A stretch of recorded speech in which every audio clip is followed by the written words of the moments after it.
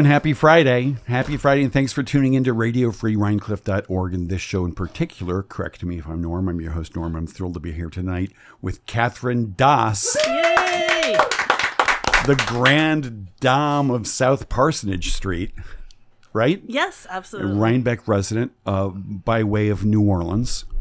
Yes. And I say the grand dame of South Parsonage Street because I was thinking about you, and I've known you for a long time, since just before the pandemic. And I've seen you create this cabal of community and neighbors on South Parsonage. It's really been an amazing thing to witness and to see you as the prime mover. Thank you. Can you sort of tell that story to the listeners? Well, I don't know exactly how to tell the story because, you know, as the sort of person in the mix, I just felt like forming community is something that is very important to me. I come from a strong community, which is New Orleans. And it's sort of the most important thing to us is to get together for everything. For if we stub our toes, we get together. Right.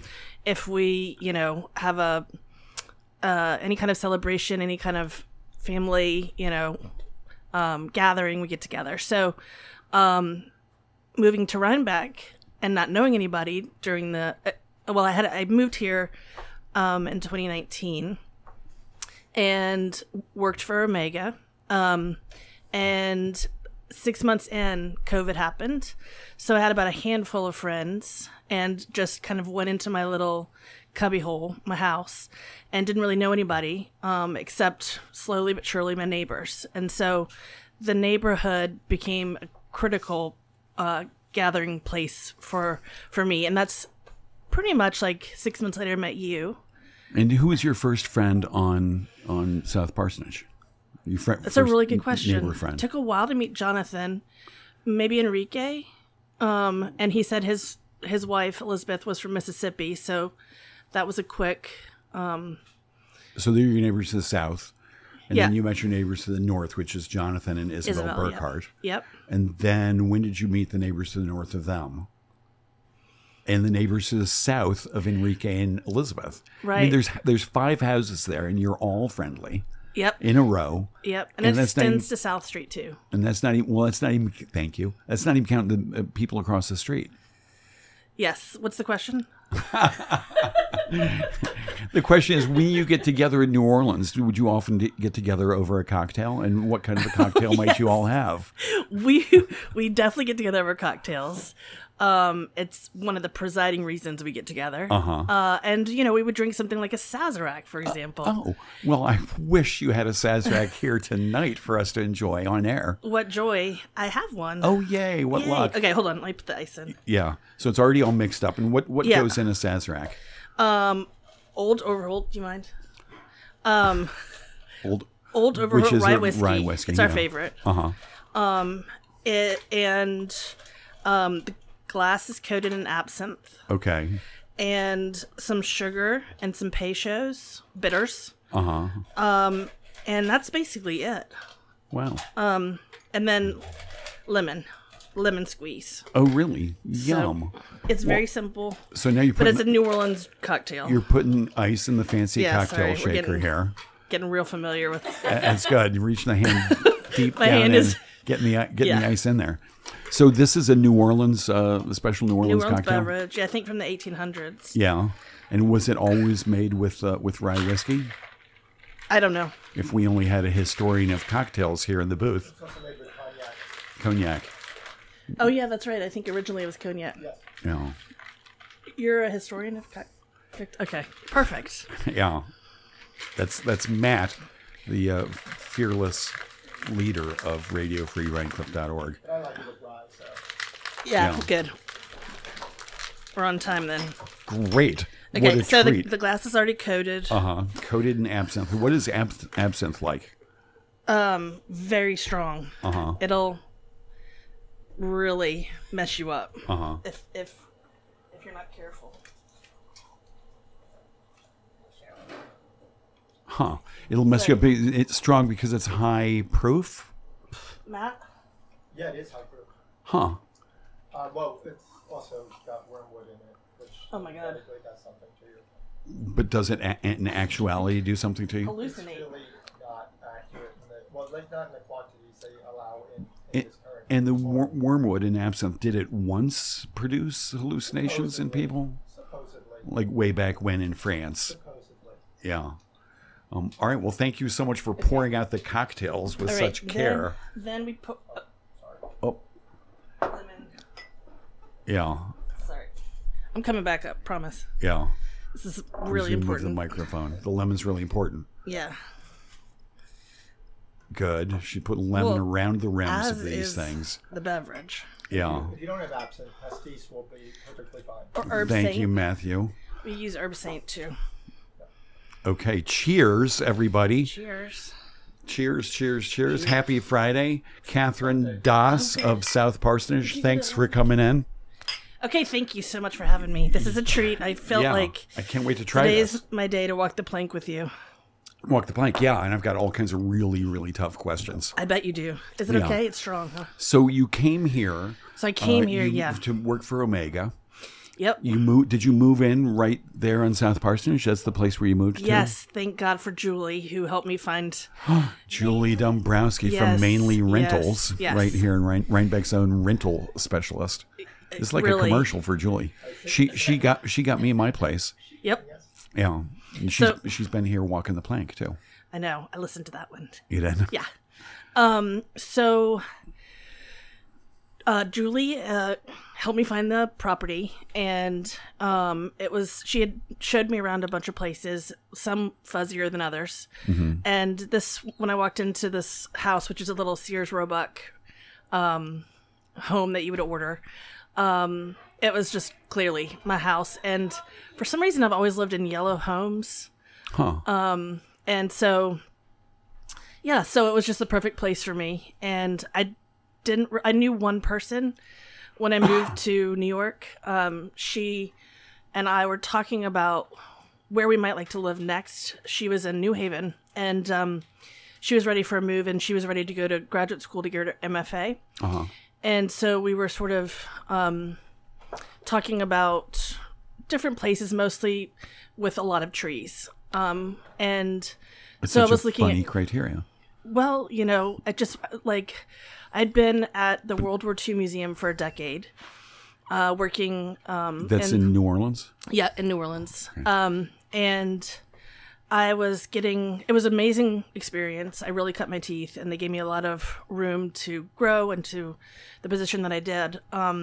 Now, let me just ask while we're here, is that just exactly what it sounds like? A museum dedicated to all things World War II? Correct. Yep. It started out as the D-Day Museum, founded by Stephen Ambrose, the public historian who was a professor at University of New Orleans. And he had put a call out for veterans to send their stories in, and he basically got an onslaught of responses. And so he opened the D-Day Museum, and people came, and they said they wanted to see their story represented. Right. In not just the European theater, but Pacific theater as well. So it was mandated to be the National World War II Museum. Wow. And it's in New Orleans because of Ambrose, but also because Andrew Higgins, who built the boat where the flap comes down. Oh, right. The landing craft Yes, in like that Normandy they and use, stuff. Yep. He's Cajun, and he was from Louisiana, and he would store them along the canals in Louisiana. All right, let's just keep backing up here. What does that mean to be Cajun? It's a territory in Louisiana, South Louisiana, but the Cajuns came from Acadiana in Canada, Okay. and they were thrust out of their territory and migrated to a similar sort of topography. Any idea why they were thrust out of their territory? I know, but I just can't. Also, I'm shocked to imagine that like the bayous of like southern Louisiana are anything like any territory up in Canada. Well, I mean, somehow they found their way, and that made the most sense. And they're very sort of like incredibly tied to their land, and they're very resourceful and generous. That's so funny. So there's a whole group. Did you go to high school with Cajuns? So I actually went to high school 1 year in Palo Alto, California. Okay. And the They sent remaining you away 3... because you were trouble? No, we moved to New Jersey. So the remaining 3 years I was in Princeton. Okay. And high school. So the answer is no, I did not. Right. But they're so fun. And anyway. Huh. That's very interesting. You sort of don't think. And are they recognizable? Like you spent a lot of time living in New Orleans. You went back there and lived. And could you sort of spot a Cajun person? A lot of Cajuns have dark hair and blue eyes. But it's not, no, the answer is no. Like mostly it would be accent. Right. So I ended up. I got to ask, can you do a Cajun accent? No, I cannot. Cannot or will not? I cannot and will not. Yeah. Yeah. And why would you not? Because I cannot. I see. It's a good one to reason why. Yeah. But anyway, I ended up doing. I went to graduate school for folklore at UNC Chapel Hill, and wrote my thesis on this Cajun band, the Lost Bayou Ramblers. So it was a real chore having to like go on tour with them and follow them around folk festivals, etc., and then to really concentrate on describing them and their music and their history. But it's been so long. They just won their 3rd Grammy though. Nice. The Lost Bayou Ramblers. Mm-hmm. I'll check them out. So you wrote your thesis to get your master's degree on this Cajun band. And do they live in the bayous? The Cajuns? They live in Cajun country. They live outside of Lafayette. Yeah. And it was started out by 2 brothers, Louis and Andre Michaud, whose father and uncles were in a Cajun band, Les Frères Michaud. Okay. And they took a lot of the old Cajun songs and they reprised them and really funked them up. So most recently they were touring with the Pogues. Wow. So they have other band members that I don't know as well, but at the time I was much closer with them. What an amazing thing to write a thesis about this Cajun band and tour with them. How did it get in your brain that this would be a good thing for a thesis? So I went to graduate school in 2006, which was a year after Hurricane Katrina, which I was in New Orleans for. And it was a motivating factor to go back to school. And I really ended up concentrating most of my work on Louisiana culture. And one of my best friends was dating one of the Ramblers. Now they're married and live in Bristol, England. Oh, boy. And so I had known Chris forever. And so... And of course, like by extension, the Ramblers. So they were extremely kind to let me, into their fold, right? Into the van, tell me the stories, and let me observe. And what were the biggest surprises as you're like touring with them and getting hearing stories about their lives in Cajun country? Yeah, I think one of the interesting things was how. Cajun music is played within. They work hard and they play hard, and at the end of the day, people play music and everybody dances, and it's just part of the culture. When you go outside of that culture, which they would do, they would go to California, they would go all over the world. People would also dance, but it was like they would bring their gym bags, and it was they were like dedicated to dancing this music, but it didn't come from within the same, it just wasn't the people weren't, born of that culture. So they were sort of enacting it. Gotcha. And it was really interesting for me to hear about how attached to this kind of roots music people are. Right. Especially in California, surprisingly. And how people are desperate to be part and to belong to something that has such cultural ties, right? That run as deep as say, Cajuns and Cajun culture. And that sense, desperate to be part of something that has these cultural ties. I mean, you got a master's in folklore. That seems like sort of the topic sentence of folklore in a way. Right. It's a study of expressive culture that gets passed down, traditional expressive culture. So it could be storytelling, music, food, material culture, dance, Right. any expressive arts. Right. So was that just a joy getting a master's and doing all these studies? Oh in my God, folklore? it was such a joy. Yeah. I loved it so much I stayed longer. And I had the best professors. And largely why I went to UNC was because of a professor named Bill Ferris, who's a folklorist, who is from the Mississippi Delta, and he documented his home spaces vis-a-vis literary authors, musicians, art and artists.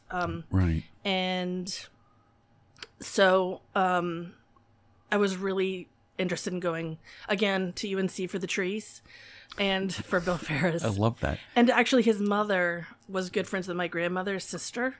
So I have a picture of Bill in his little footy pajamas at age 4 next to God, that's so his sweet. rocking horse. What a treat. All right, what kind of trees do they have down there in Chapel Hill that my they gosh. don't have here? It's super lush. It's so gorgeous down there. Yeah. Pretty lush here. Yeah, probably why I'm here, but yes. So you said you stayed after you finished your master's, and then you stayed and continued to study, or?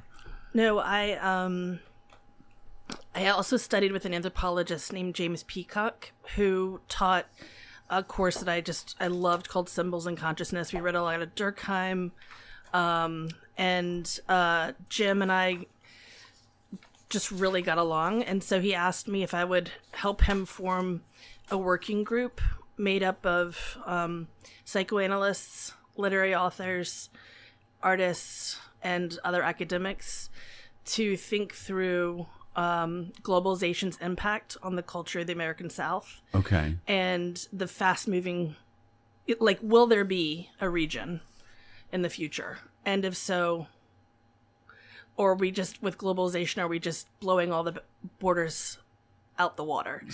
And so he wanted to think about, the tagline was sort of far away and deep within. So that's why he wanted the psychoanalysts to think about how we're experiencing it internally, this change that's happening all around us. So, right. For example, when Jim, who's in his 80s, was growing up, there was no such thing as Southern food. It was just food, right?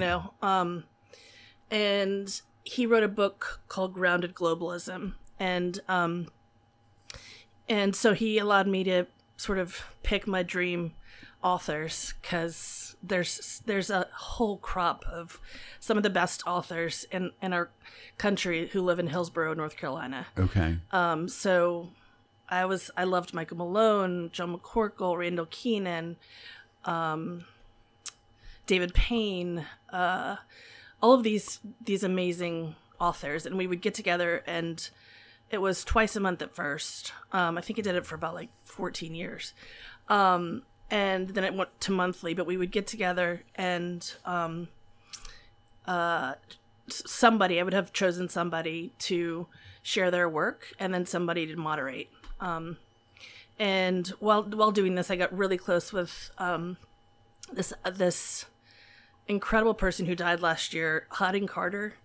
I don't know if you had ever heard of Hodding, but he and I were very close. Jim and I were very close. Bill and I were very close. So I had incredible professors, and I really just put myself at their feet. And Jim and I kind of went everywhere together, to the point where my mom was like, you're hanging out with a lot of 70-year-olds. You might want to just I don't know. Is there a happy? Yeah, exactly. Yeah. And so that group, I mean, I know that you are an editor, and there's you have co-editors of this thing called South Writ Large. Did that sort of come out of that group? It was born out of that group. Okay. Yeah. We were just having such a good time learning about each other's work and getting together and laughing, and we formed a real sort of a shape. And we would have visiting people as well, but they wanted to do something with a larger platform, so they thought online. And so they asked me to be the managing editor. And I have 3 co-editors. Amanda, who's a historian who lives in New York City and teaches at the New School. Samia, who's an author. She lives between Chapel Hill and Cairo, where she's from.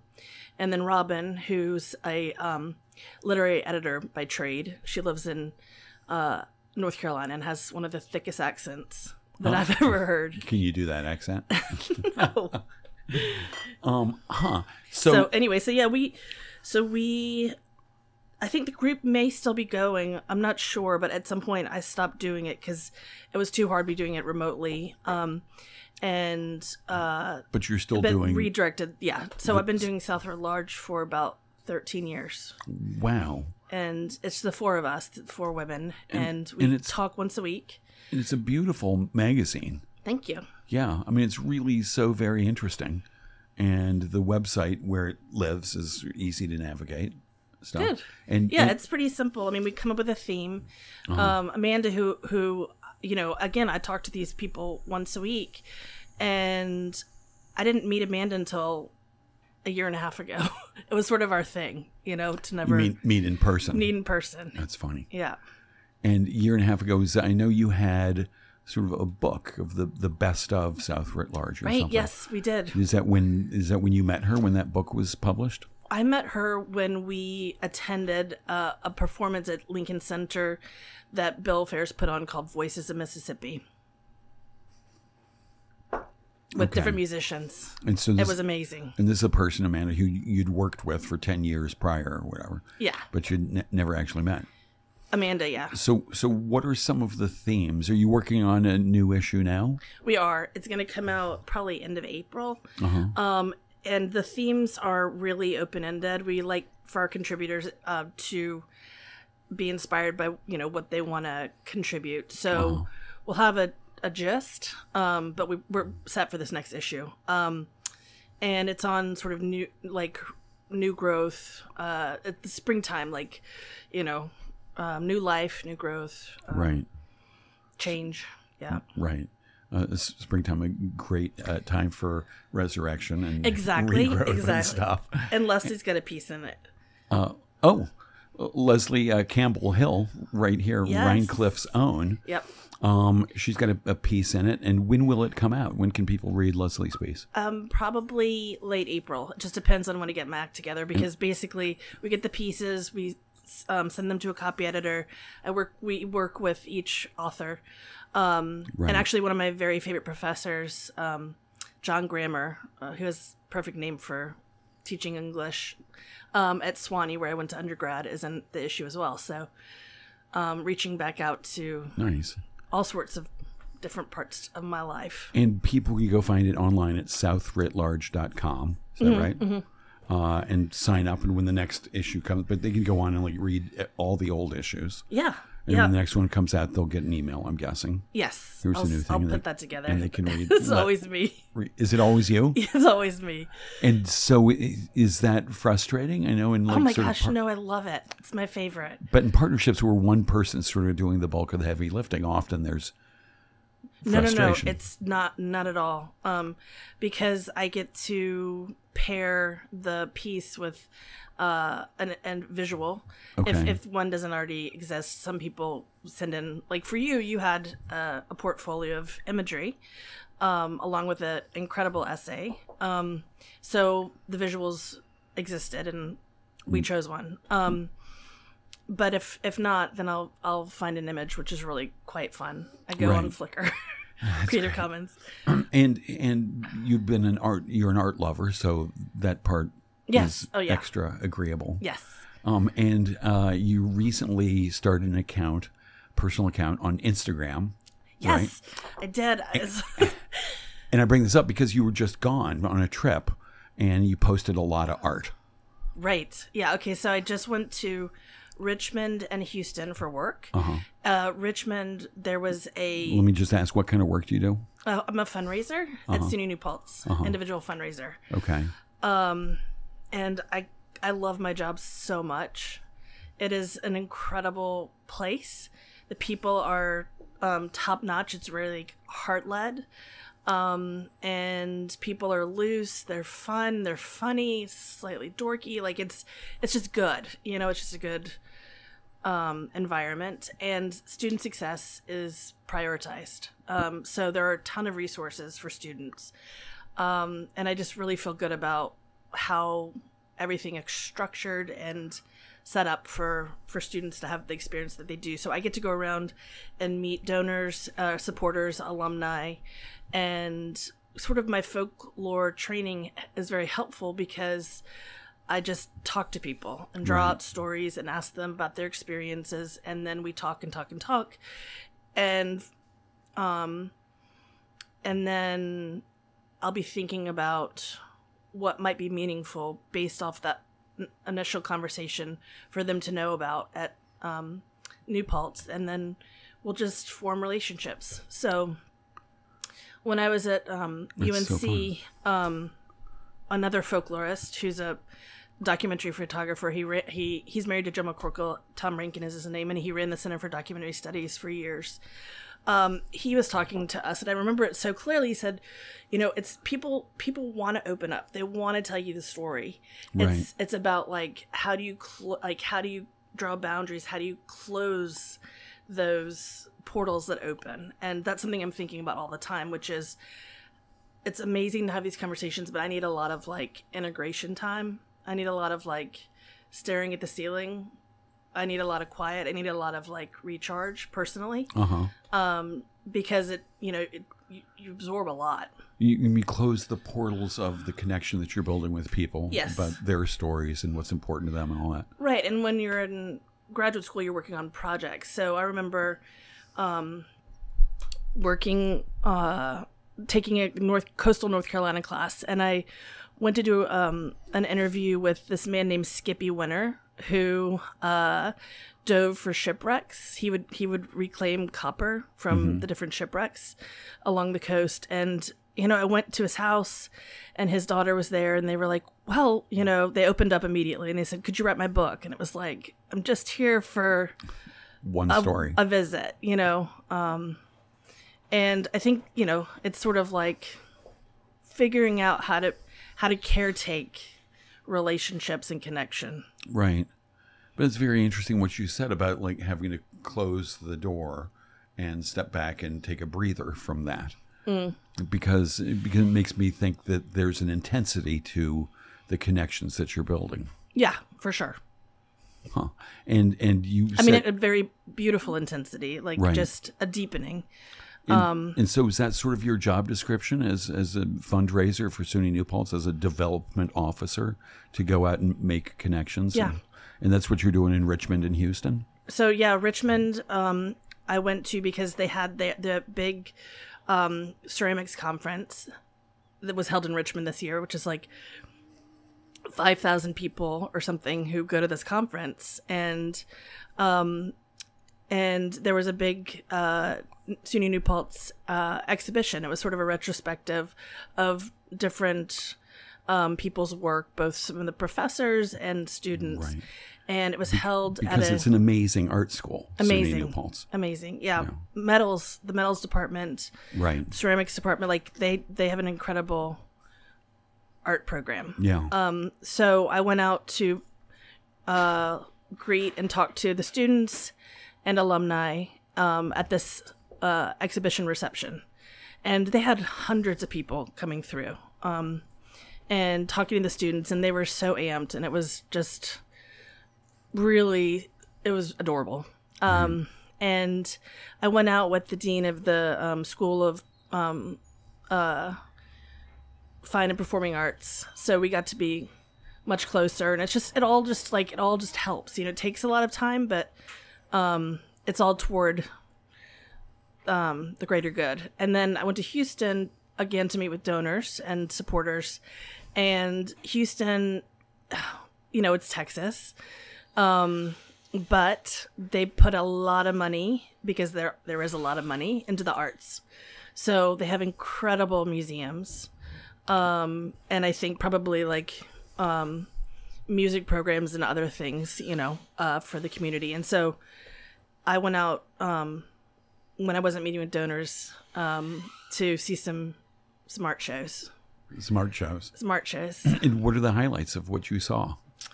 James Turrell had a piece. Oh, right. Which I love his work so much. He's got a couple pieces in Dallas too. Yeah, that doesn't surprise me. Yeah.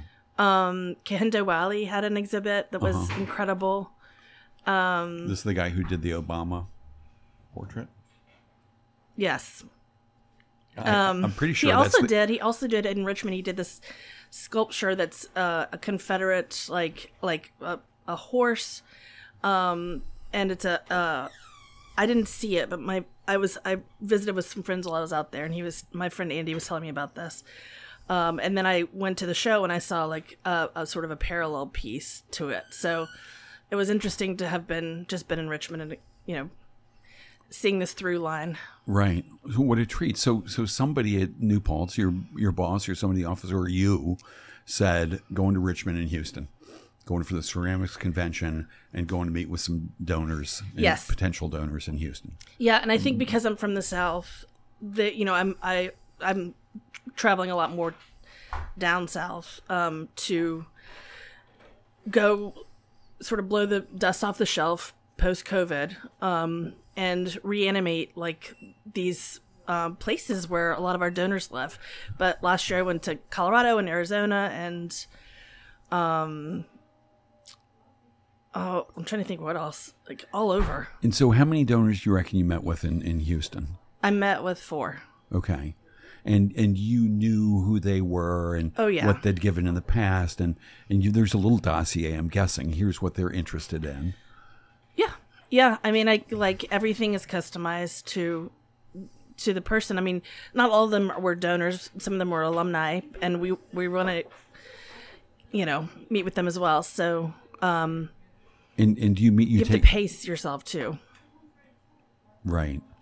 Yeah, you need a little downtime in between. Yeah. And so is it typical that you'd take them to lunch or dinner or cocktails or tea or? Yep, all those things. Whatever they can muster. So in this case it was dinners and lunches. And it's different people all the time. So there's 5 schools at New Paltz: education, business, fine and performing arts, liberal arts, and science and engineering. So I have to be in front of people and be able to talk to them about anything. So I actually met with a geologist. I met with a lawyer, a student, an MBA student, and so it's like just a range. I mean, I was in North Carolina and I met with the winningest women's volleyball coach. Oh, I love that. So while you're preparing to meet with the volleyball coach or the geologist, do you talk to sort of the volleyball coach at New Paltz or the volleyball team? I did. You go to some games? Do you meet with the geologist at New Paltz to find out what's going on in that department? I do. So you do a lot of homework. Yeah. It's great because then I get to know what's going on campus. I get to meet a lot of the professors. I get to meet a lot of the people in the athletics department. So yeah, I do. I mean, because they know they're in contact with the alumni as well. So it's important that we're all in communication about like what makes the most sense in terms of information to bring out in the field with me. And so I think I brought the coach volleyball shirt. Right. Love that. Yeah. So fun. And so what kinds of things motivate people to become a first-time donor to New Paltz? I think that people who've had really good experiences want to be able to pass that on to other students. So, for example, my predecessor worked with the geology department very closely to form a field trip fund so that students could go on these geology field trips. And she worked with people who had gone on them when they were in school. And some of the people had never left the state. So going to like New Mexico, Colorado, Arizona was major. It was formative. And so it changed their lives. And that's the kind of thing that people want to want to return to so that other people have those opportunities. So it's a Right. lot of scholarships that we raise money for. And also some people just have, just really great experiences that they want to ensure other people, have the same opportunity. I love that. That's such a great reason. Yeah. So how many students are there at SUNY New Paltz? I would say like 6,500. Oh, Yeah. I was guessing like 20,000 or something. No. And that's undergraduate and graduate. Yeah. And you said you have a ton of scholarships. How many scholarships are there? I couldn't tell you. I think hundreds. Right. And My colleague manages those. She does an amazing job. And they range from what's sort of the smallest scholarship, like 500. Yeah. Yeah. And the biggest? I don't know the answer to that. They're kind of in the $2,000 range, maybe Right. $5,000. So, Some of them are traveling scholarships so that students who go to conferences. Some are help with easing their bill, all sorts of things. So it ranges. right. So do you get calls? You must get calls from the colleges that you went to, from kids calling up saying, "Hey, it's the annual fund. Can you give us $20?" I don't get calls anymore, but I definitely get solicitations. And I mean, I remember after college seeing that number pop up and not exactly answering it, but It's funny because you knew it was somebody looking for a handout. anyway, so yeah. So So it's really great. It's great fun. It sounds like kind of a perfect job and a great job for you. It's a great job for me. Yeah, the linchpin of South Parsonage. Oh my gosh. Yeah. We have so much fun. Yeah. So, where does one go when you're in that kind of a job? I mean, it sounds like you might be happy just staying right where you are. For Absolutely. A long time. And if you moved up, if you got promoted to the next level up, would you not be able to do some of the things that you really enjoy doing now? Yeah, I think, that, my supervisor also is a major gift officer, just like me. Okay. But does more administrative stuff, managing a lot of people. Right. So it would be more of that, which is, he's so good at what he does, and I'm extremely grateful for him and the way that he manages all of us. But yeah, it would mean that I'm not as footloose and fancy free out in the field. So Right. I'm pretty damn happy. Right. And how much of the budget for New Paltz comes from these kinds of gifts? Well, it's a state school, so they do get state funds, but most of the, we have the New Paltz Foundation, and that's where I work, which is the fundraising entity for the school. And so, we're responsible for bringing in, other than institutional grants, and if there's anything, that involves staff time, then it needs to go through this research entity, but we raise all the money, so Right. But there's tuition and, like you mentioned, the money comes from the state. That's different. The tuition stuff, that kind of goes through the university. Right, but the university has this operating budget, and you're raising some of it, no? We're raising scholarships, really. Just scholarships. Yep. Okay. Gotcha. Yep. And program funds. It So just sounds better and better. Program funds help different departments, again, go to conferences and do professional development stuff. Scholarships are for individual students. Okay. And those are the two. That sounds great. Yep. Well, so when I asked you to come on here, you said, and I hadn't thought of this at the time, you said, "Oh, great, it's a Good Friday, and you're inviting the Christian to come on." and I was like, "Oh my God, great thing." And so I came up with a whole bunch of questions about that, because I was raised Christian, but I'm not now. And I know some of the lore, but not a lot. And my first question is, why do they call it Good Friday? I think it comes from a translation for sort of Holy Friday, but it also is not, it is,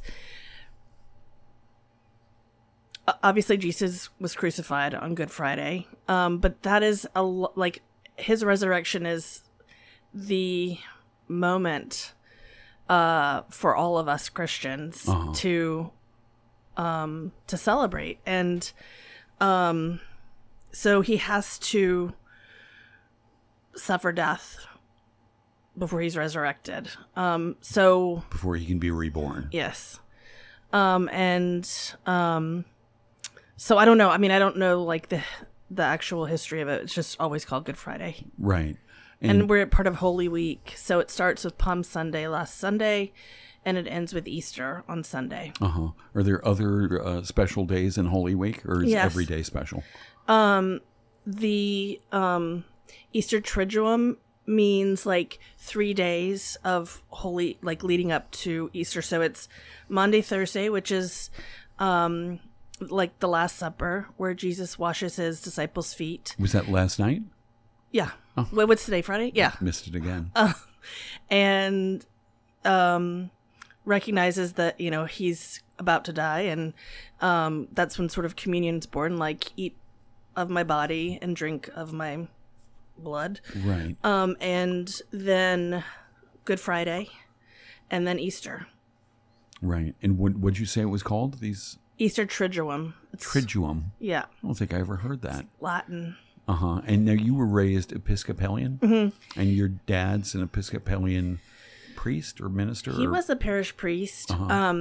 And he's a retired Episcopal bishop. So I was raised in the church. I had a really great experience. A lot of people have whiplash from being raised in the institution of the church, and I completely understand. But Dad was incredibly progressive. Right. You know, you see those like crappy wafers that people eat. Like he had someone making sourdough bread, and we would pass it to each other, and we got rid of the pews and the sort of performative separation, and we would gather in circles, and like it was just liturgically progressive, but also he was himself extremely I'm trying to think of what the word would be, but just like hell-bent on justice. And when I was really young, Dad was a priest in New Orleans, and his co-priest Leo is Cuban, and a lot of the parishioners were in touch with them and prevailed upon them to help rescue family members in Cuba during the Mariel boat lift. Okay. So Dad and Leo organized freedom flights for people to immigrate from Cuba to New Orleans. And when those halted, he and Leo bought a World War II submarine chaser and renamed the boat God's Mercy, and went and rescued over 400 people from Cuba. And when they were arriving on shore, they were singing "In Christ There Is No East or West." And Dad and Leo were promptly arrested and convicted for trading with the enemy. Cuba and Cubans. So they're all still, I mean, for the most part, a lot of them sometimes will get back in touch with him. I think someone told us that Pedro from The Real World was on the boat. I have no idea. This is a character from a TV show? He was a real person who was in The Real World, which was on MTV. And Pedro he died of AIDS. And he had immigrated from Cuba. Right. And someone said he was on the boat as a child. Right. So did your dad get thrown in prison for that? He did go to jail, but he was convicted, and they overturned it a couple of years later. So when he was convicted, somebody from college, Dad had been the student body president at LSU, and they said, you know, he was always known as very convicted or something like that, you know, something silly. But that's funny. Of course, my mom was like beside herself. And he also, you know, big in anti-death penalty stuff, helped to form a nonprofit called Death Penalty Focus in California when we were there. And really close with Sister Helen Prejean, who you would know from Daneman walking. And Right. so Dad, She was an anti-death penalty activist, right? she is. Yeah. Oh, is. Okay. And he had gone to LSU undergrad, law school right after undergrad, had a good job. Then he got the call to become a priest. So then he came up here and went to General Seminary, and then was in New Orleans. And then he got called to a church in Palo Alto, California, which is where I moved when I was 7. So from 7 to freshman in high school. And then he was called to be the bishop of the Diocese of New Jersey. So we moved to Lawrenceville, New Jersey, and I'm back in touch thanks to Matty and our mutual friend Justin Krebs. And Justin is one of those people who just knows everybody, and everybody knows him. And my brother just happened to run into Justin this summer at the wine store. Which is where at Kingston Wine Shop, such a great place, by the way. Yeah, my favorite. Right. So your second plugging. commercial of the Totally. So, So I'm now like, Justin has put me back in touch with these very formative people in my life, and I will say, when I first moved here, I didn't like, most of the people I met were women. It was sort of like Lilith Fair up in the Hudson Valley. I mean, it was like, do you want to do a moon circle? And I was like, no, I don't want to do a moon circle. I really just want to meet men, because I've lived with them But you were working at Omega. I mean, that's sort of the well, I needed the seat of moon circles. Well, it wasn't just that. It was like the pendulum swung from World War II right to like clutching crystals, baby. You know what I mean? Like I needed a huge unwinding from my experience with war. And so Omega was a perfect landing pad for me. Sounds like a perfect place to go next. Yes, but then, and so then like Justin's been really helpful putting me back in touch with these amazing men that helped to form me as a teenager. And right. You played an outsized role in being a really good friend of mine. And yay. During COVID, when I really knew so few people. Right. And again, back to the neighbors. Right. Same. Jonathan introduced us. But it was like, I was like watching Will Ferrell movies just to get a little hit, Right. Because I lived with my brother for a decade and other men, and I kind of like the silly boy energy. Silly boy energy. That's it. So it's been a balancing act, but it's very things are coalescing in a really beautiful way for me, both with like getting this incredible job, having a house that I really love, having friends that I'm just like in utter admiration of. And I've seen things coalesce for you. It's been really, really nice. And what's missing at this point? I mean, it would be great to meet somebody. Yeah. Romantic wise. Part of the reinvention story begins with massive heartbreak. And in my case, the dissolution of a 9.5-year romance. That then, when something like that happens, you pause and you look around and you go, okay, like, who am I? And, what needs to change? And so it was like pretty immediately I need to break up with my job. And I also was in a room with Dick Cheney, breathing the same stale air as he was awarded something. And I just thought, it's time for me to go. Right.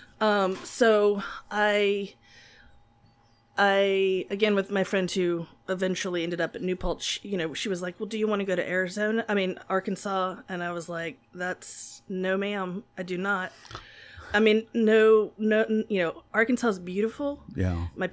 Some of my people come from Arkansas, but it's not where I needed to be. Right. And she said, well, would you move to New York? And I thought about it and meditated on it a bunch. And honestly, I heard a voice. I have clairaudience, which means I can like I'll hear a voice. What's It's it not called? a Clear audience? Yeah. Okay. And it was just So you don't not see, you hear. I don't see. I'm not Gotcha. clairvoyant. I have Clear audience. Yeah. clairaudience and Cool. claircognizant. So I'll know something's going to happen Right. before it happens. So like, yeah. And so let's... So anyway, I heard a voice that said, "Move to the Hudson Valley." And my friend had been telling me about Omega. Look at Omega. And I looked and there was nothing. And once I heard the voice, I looked back at Omega and my job was there. And I just knew it. Right. So I applied for it and got it. So you heard the voice. You said that you meditated on it, which sort of sounds like you prayed on it. Yeah. Is it synonymous for you? It's different. It's different. Okay. But a lot of it is just clearing inner space. Right. Clearing space internally to be able to like think straight, hear straight. And so prayer is a little bit more active. Right. Although and meditation is anyway, so yes, so that's how I got here. And I felt like it was time to like if I wanted to have a family and a partner, maybe not live with my brother any longer. And my family and I are very, very close, but I could see that as they got older, I would end up like very focused on them. So it was just time to like get out of my sediment and to make a big, substantial, juicy move. So Right. Well, here I am. Hats off to you. What a brave thing to do. You knew nearly nobody here. Yeah. And now I'm at SUNY New Paltz. So it's Yeah. like, and she's in New Orleans. So Okay. And how was the Omega experience? How long were you there for? I was there a year, 6 months of which was before COVID. And it was great. It was, and 6 months was during COVID, and that was extremely stressful because when you have a retreat, I talked about the communion bread. Now he's Yeah. he's yeah, eating like that's real nice. bread. It got him stoked. Yeah. Out of a brown paper bag, just in case people are curious about what that noise is.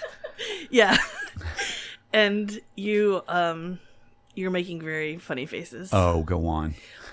So I can't remember what I was saying, but yeah. So Omega was great while we were, functioning, and then a retreat center where you can't gather is an awfully sticky It's a thing. non-starter. And also when you're like raising money and in a stressful environment, like you need it now. Right. It was stressful, so I got furloughed, and that was merciful. It gave me a lot of time to pause, to think, to like recalibrate. At the same time, because I didn't know anybody, my friend and I were talking about this, and she said, why don't you just try to do IVF by yourself? Okay. You're not going to meet anybody In for any vitro time. fertilization. Yep. To have become a mom. Yeah. Nice. So I did. And it was perfect, a perfect moment because I wasn't employed necessarily. I was furloughed, but I had time and space to just sort of like wrap my head around that, to go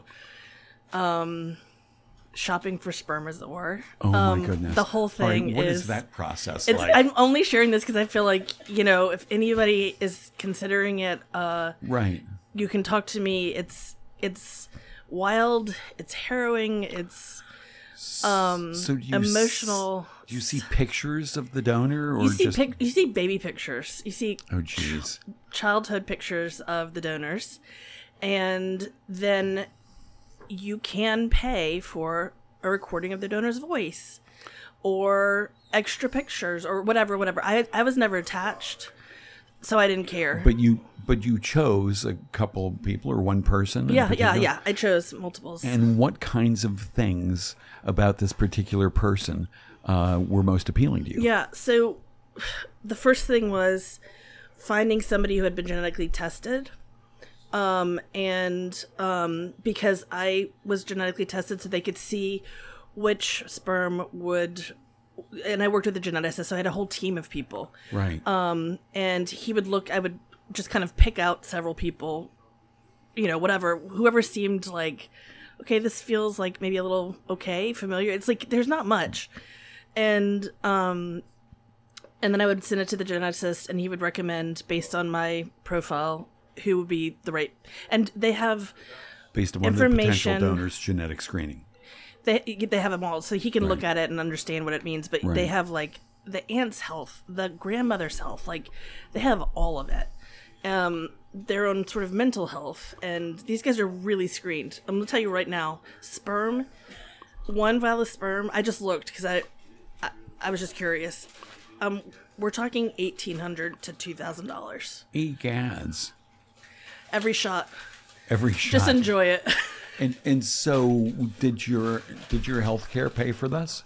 Okay, so what's important to know as a New York resident is that I think in 2020 it was mandated, maybe Cuomo did this, that New York State would pay for up to 3 IVF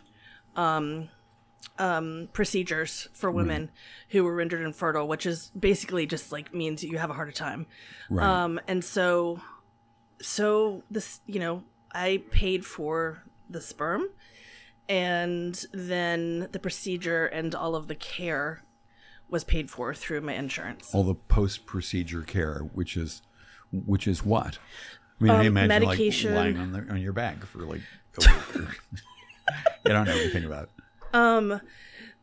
Well, so it's really involved when you're going into like a procedure. They first of all, the fertility clinic Illum is in Norwalk and Danbury, Connecticut. So I'd wake up at the crack of dawn to go do a blood test. So to begin, you have to get a blood test to just make sure everything's copacetic, and then you end up taking medication on a daily basis through shots in the belly, like for, I don't know, I don't remember. I'm out of the game, but like 12 days, say. What kind of medication? Fertility medication that like makes you grow more eggs, and then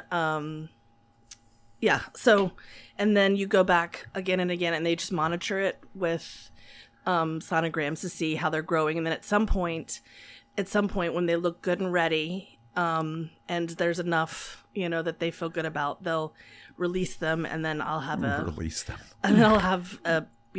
be knocked out, and they and hopefully knocked up.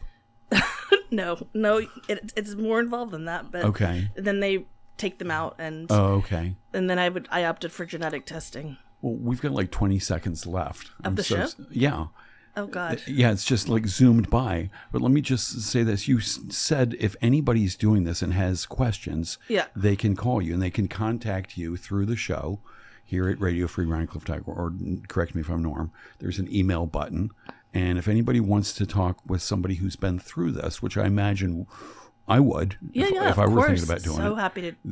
They can contact me through the show, and I'll get in touch with you. Yeah, and be my you'll bouncer. get in touch with them. Be your bouncer. Yeah. And guess what? Now we're out of time. One other announcement.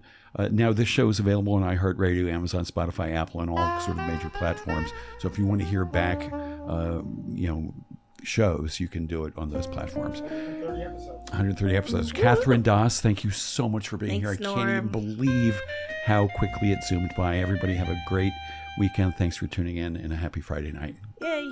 Yay. Happy Easter. Happy Easter.